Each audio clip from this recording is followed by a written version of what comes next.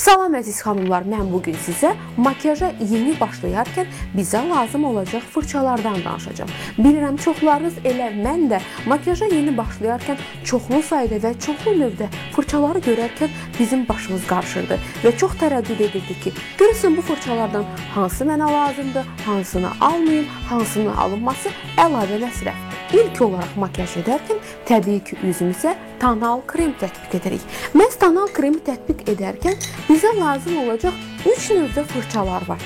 Yəni vacib deyil hər 3 fırçanı əldə edəsiniz. Sadəcə mən sizə 3 variantı təklif edirəm. Biri bir qədər yastı, quruluşa sahib fırçadır. Digəri isə daha qalın tüklü, yəni daha həcmli fırçalardır.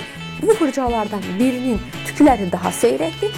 Digəri isə bir qədər sıx tüklərə sahib olan fırçadır. Lakin fırçalardan məhz yastı olan variantı isə üzün istənilən yerlərinə, misal üçün burun ətrafı, göz ətrafı hissələrə rahatlıqla tonal kremi tətbiq etməyə kömək edir. Həm də bu fırçadan tonal kremi tətbiq etməklə yanaşı, həm də konsileri çəkərkən, yəni göz ətrafına konsiler çəkərkən istifadə etmək mümkündür. Deməli, adətən göz makyajı edərkən, yəni göz kölgələrini göz qapağına tətbiq edərkən bizə minimal sayda fırça lazımdırsa, 2 fırçadan söhbət gedə bilər. Bu fırçalardan biri daha iri həcmli və bütün göz qapağına əsas, baza və açıq rəngli göz kölgələrini tətbiq etməyə lazım olan fırçadır.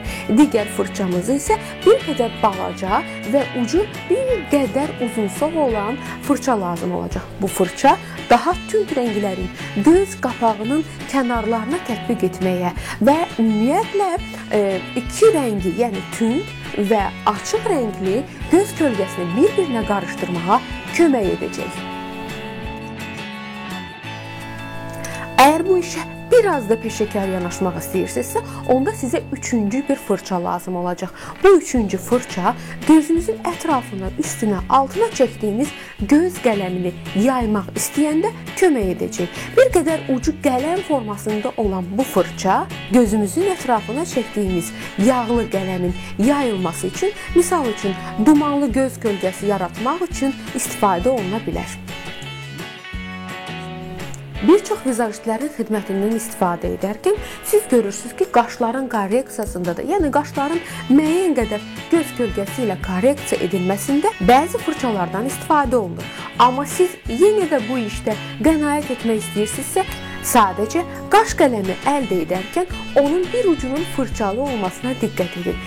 Yəni, siz qaş qələmi əldə edərkən bir tərəfi qələm, digər bir tərəfi isə fırça olan variantlara üstünlük versəz, əlavə yerə qaş fırçasını əldə etməyə ehtiyac qalmayacaq.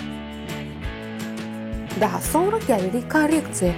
Əgər siz yenə də peşəkar vizajistlər kimi üzünüzdə konturlama işləri aparmaq istəyirsinizsə, onda nəzərə alın ki, yəni bu iş üçün əldə edəcəyiniz fırçanın bir qədər maylı olmasına diqqət etməlisiniz. Maylı olan fırça vasitəsilə siz yanaqlarınızda müxtəlif kölgələr yarada biləcəksiniz. Bu maylı fırçanın ölçüsü bir qədər balaca, yəni mənim sizə təqdim etdiyimdən bir qədər balaca olarsa, elə burun ətrafı hissələrin də korreksiyasında bu fırçadan istifadə edə biləcəksiniz.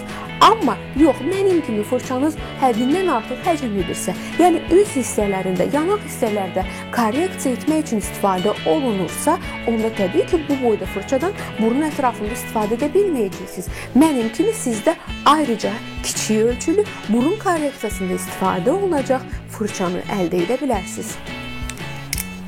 Və nəhayət, göz makyajında istifadə etdiyimiz və layneri tətbiq edərkən bizə lazım ola biləcək layner fırçası. Bu layner fırçası müəyyən qədər meyilli olduğuna görə gözümüzün üstünə rahatlıqla və çox asanlıqla sürməni çəkməyə kömək edəcək.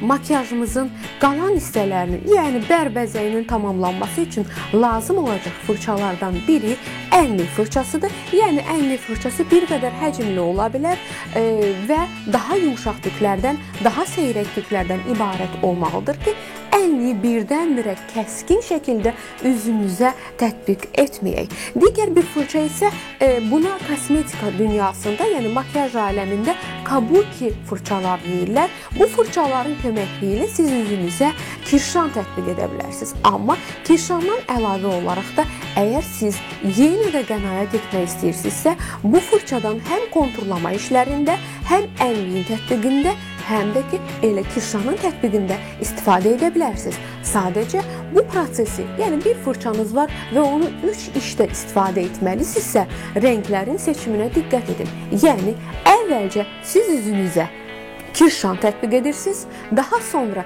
eyni fırça ilə yanaqlarınıza ənliyi tətbiq edirsiniz, sonda isə daha tünd rəngdə olan, konturlamada istifadə olan kölgələri isə yenə də bu fırça ilə yanaqlarınızın alt hissəsinə tətbiq edirsiniz. Bu prosesi əksinə etsəniz, yəni ilk olaraq tül kölgələrdən istifadə edib, daha sonra üzünüzə kirşan vurmaq üçün bu fırçadan istifadə etsəniz, təbii ki, bütün üzünüz qaralmış olacaq. Mən bugün sizə minimal sayda və makyaj işinə başlayan xanımlar üçün lazım olan fırçalardan danışdım. Sadəcə sizə lazım olacaq fırçaların siyahısından bir-bir yenilərini almaqla fırça kolleksiyanızı tamamlaya bilərsiniz. Sağ olun, gələn videolarda görüşənə qədər.